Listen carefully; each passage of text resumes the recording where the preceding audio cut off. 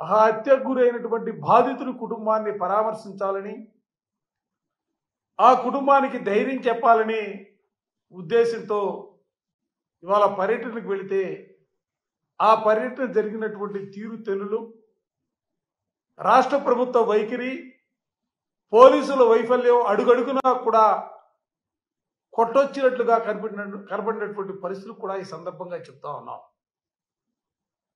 హెలికాప్టర్లో జగన్మోహన్ రెడ్డి గారు ఆ ప్రాంతానికి వెళితే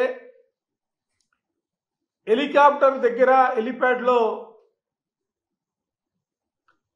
అక్కడ ఉన్నటువంటి హెలికాప్టర్ విండ్ షీల్డ్ పగిలిపోయే పరిస్థితులు వచ్చాయంటే పోలీసులు ఏ విధంగా భద్రత కల్పించారన్న అంశాన్ని దయచేసి ప్రజాస్వామ్యవాదులందరూ కూడా గమనించాలని చెప్పిన ఈ సందర్భంగా కోరుతా ఉన్నా. ఇదేదో హడావుడిగా నిర్ణయించుకొని వెళ్ళినటువంటి ప్రోగ్రాం కాదు. 2 రోజుల ముందే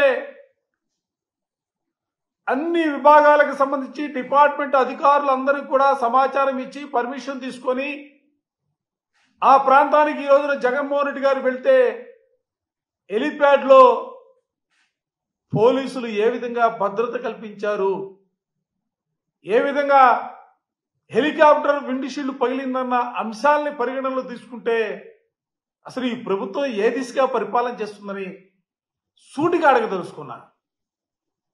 మీ అందరికీ తెలిసే జగన్మోహన్ రెడ్డి గారు ఈ రాష్ట్రంలో మాజీ ముఖ్యమంత్రిగా పనిచేసినటువంటి వ్యక్తి, వైఎస్ఆర్ కాంగ్రెస్ పార్టీ అధ్యక్షులుగా ఉన్నటువంటి వ్యక్తి, 40% ఓటు షేర్ కలిగినటువంటి జగన్మోహన్ రెడ్డి గారు, అన్నిటికంటే కూడా దేశంలోనే అత్యంత ప్రజాదరణ కలిగినటువంటి నేతల్లో ఒకరుగా ఉన్నటువంటి జగన్మోహన్ రెడ్డి గారు పర్యటనకు వెళుతున్నప్పుడు ఏ విధమైనటువంటి భద్రత తీసుకోవాలో కనీస అవగాహన కూడా ప్రభుత్వానికి లేకపోవటం ఓ పక్క ఉంటే, మరో పక్క దీనిలో ప్రభుత్వానికి ముఖ్యంగా కూటమి నేతలకు ఉన్నటువంటి దురుద్దేశాలు కూడా ఆలోచన చేయవలసినటువంటి పరిస్థితులు కూడా ఇవాళ రాష్ట్ర ప్రజానికానికి ముఖ్యంగా మా అందరూ కూడా ఉన్నటువంటి పరిస్థితులకు ఈరోజు మాకు కనిపిస్తూ ఉన్నాయి.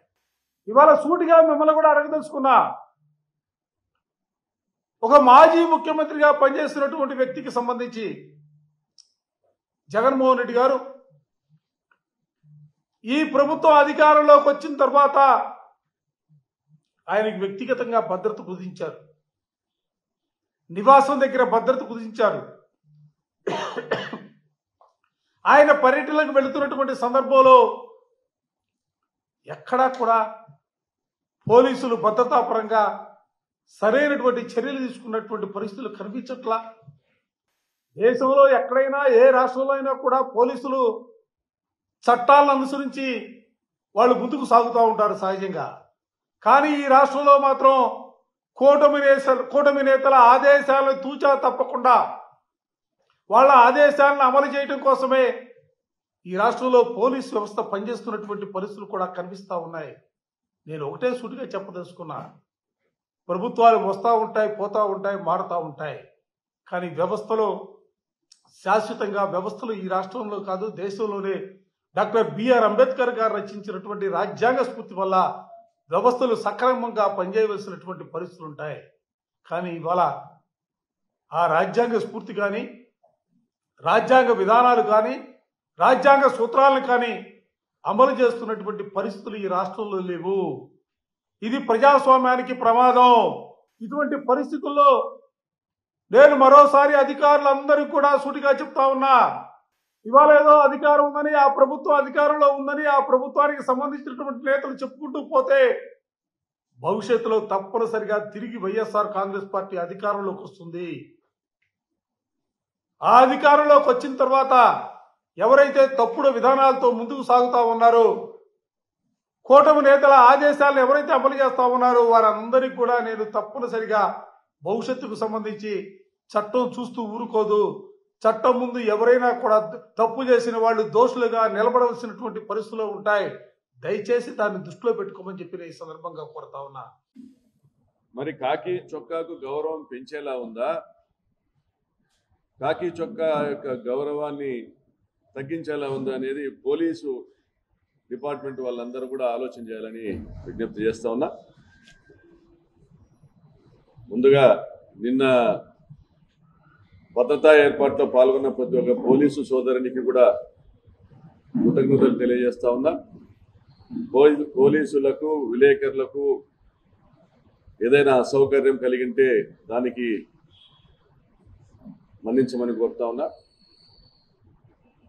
మా ఉద్దేశం వల్ల ఈ జిల్లాలో జరుగుతున్న దుర్మార్గాల్ని రాష్ట్ర ప్రజల దృష్టికి తీసుకొని పోవడం, ప్రభుత్వం పైన ఒత్తిడి పెంచడం,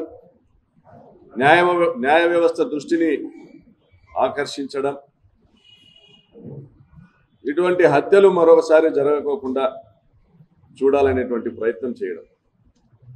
ఈ మొత్తం ఎపిసోడ్లో 26వ తేదీ నుంచి మొదలుకొని ఈ రోజు వరకు కూడా ప్రతి ఒక్క చర్యలో కూడా ఈరోజు ప్రజాస్వామ్యాన్ని కాపాడేటువంటి ప్రయత్నమే మీరందరూ కూడా గమనించాలని కోరుతా ఉన్నాం. మరి జగన్మోహన్ రెడ్డి గారిని విమర్శించే స్థాయి సుధాకర్కు ఉందా? సుధాకర్ అనే ఒక ఎస్ఐ అతని వైఫల్యం వల్ల కాదా, అతను ఆ మండలాన్ని, ఆ మండలంలోని శాంతి భద్రతలను పరిటాల సునీతకు తాకట్టు పెట్టడం వల్ల కాదా ఈరోజు ఇన్ని దుర్మార్గాలు జరిగింది, ఇన్ని నేరాలు జరిగింది, ఇన్ని ఘోరాలు జరిగింది. ఈరోజు దాదాపు 1000 మంది పోలీసులు ఎంతో శ్రమ కోర్చి నిన్నటి బందోబస్తు డ్యూటీలో హాజరు కావాల్సి వచ్చింది. ఎంపీపీ ఎన్నికల సమయంలో దాదాపుగా 200-300 మంది పోలీసుల్ని మోహరించాల్సి రావడం కానీ, మరి గత 15 రోజులుగా రాష్ట్ర మీడియాని ఆకర్షించినటువంటి పరిస్థితి కానీ, అనంతపురం జిల్లాలో మళ్ళీ ఫ్యాక్షన్ మొదలవబోతోందన్న చర్చలకు దారితీయడం కానీ, ఇవన్నీ కూడా కేవలం ఒక సుధాకర్ అనేటువంటి ఒక ఎస్ఐ వైఫల్యమా, లేదా తన కాకి చొక్కాను తెలుగుదేశం పార్టీకి తాకట్టు పెట్టడం వలన, తన రాజకీయ ప్రయోజనాల కోసం, తన భవిష్యత్ రాజకీయ ప్రయోజనాల కోసం అతను తన కాకి చొక్కాను, తన యాదవ కులాన్ని కూడా ఉపయోగించుకునేటువంటి ప్రయత్నం చేయడమా? మరి నేరం ఎవరు చేసినా అది నేరం కాదా? రామగిరి మండలంలో మీ వ్యవహార శైలి మొదటి నుంచి వివాదాస్పదం కాదా? లింగమయ్య గారిని పరామర్శించడానికి వెళ్ళడం, వారిని పరామర్శించిన తర్వాత రాష్ట్రంలో ఉన్నటువంటి పరిస్థితులను రాష్ట్ర ప్రజలకు వివరించే క్రమంలో అక్కడ మీడియాను ఉద్దేశించి కొన్ని వ్యాఖ్యలు చేయటం, ఆ వ్యాఖ్యల పట్ల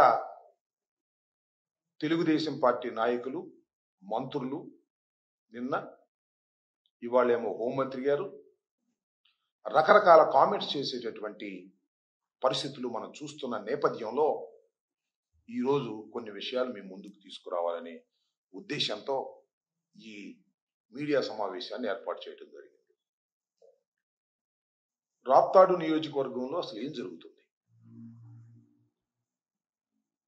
దీనిలో రామగిరి మండలంలో అసలు ఈ హత్యకు ప్రధానమైన కారణం ఏమిటి అనేది కొంత తెలుసుకోవాల్సిన అవసరం ఉన్నది. రామగిరి మండలంలో ఎంపీపీ ఎన్నిక 27వ తారీఖున జరగాలి. ఎందుకు జరగాలి అంటే అక్కడ ఉన్నటువంటి ఎంపీపీ మరణించటం వలన అక్కడ ఎన్నిక జరగవలసినటువంటి అనివార్యమైన పరిస్థితి ఏర్పడింది. దానికి తెలుగుదేశం పార్టీ పోటీ పెట్టింది. అసలు పోటీ ఎందుకు పెట్టిందో ప్రజాస్వామ్యంలో ఎవరికి అర్థం కాదు. ఎందుకని ఆ మాట అంటున్నానంటే, ఈ రామగిరి మండలంలో 10 ఎంపీటీసీలు ఉన్నాయి.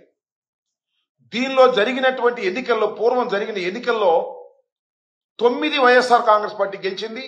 కేవలం ఒకే ఒక్క సీటుని తెలుగుదేశం పార్టీ గెలుచుకుంది. ఎంపీపీ మరణంతో, సహజ మరణంతో ఎన్నిక వచ్చింది. ఏమంటే ఒకటి గెలుచుకున్న వాళ్ళు పోటీ పెట్టి ఏం చేయాలనుకుంటున్నారు నాకు అర్థం కాలేదు.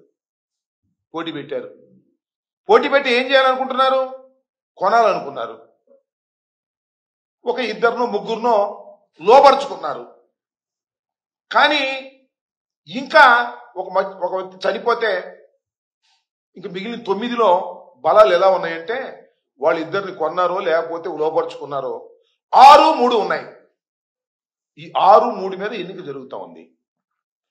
ఈ 6గురిని రక్షించుకొని ప్రజాస్వామ్య పద్ధతుల్లో రామగిరి మండలాన్ని మళ్ళా నిలబెట్టుకోవాలనే ఉద్దేశంతో మా మాజీ శాసనసభ్యులైనటువంటి తోపుతుర్తి ప్రకాష్ రెడ్డి గారు ఆయన కృషి చేస్తున్నాడు. తప్పే ఉంది ప్రజాస్వామ్యంలో. ఈ 6గురిని మేము తీసుకువెళ్ళి దాచుకున్నాం, ఎందుకంటే గెద్దల్లాగా ఎత్తుకుపోతున్నారు కాబట్టి. న్యాయస్థానానికి వెళ్ళాం, న్యాయస్థానం కూడా వారికి పోలీసు రక్షణ కల్పించమన్నారు. అయిపోయింది కదా. ఈ 6గురు పోలీసు రక్షణతో రావాలి, వచ్చి ఎన్నిక జరగాలి, 6-3తో గెలవాలి. ఇది వాస్తవమైన పరిస్థితి. పోలీసులు ఏం చేశారండి, వాళ్ళు తీసుకుని